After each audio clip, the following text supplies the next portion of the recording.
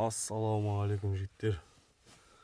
Мен бүгін мына пештің радиаторын ауыстырдым. Мынау дейтін кеше жігіттер айтып жатыр еді, мына жерді кеседі бірдеңе деп. Кеспей-ақ дымда алмай-ақ шығаруға болады екен.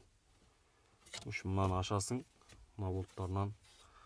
Артындағы болттары үстіндегі болт.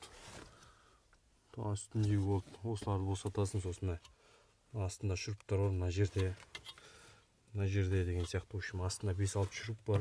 Соларды ашасың, штекерді айырасың. Сосын мынаны алып тастайсың. Сосын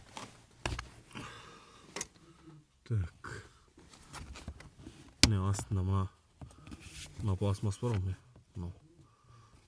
осыны ашып аласың. Осының артында пеш тұр.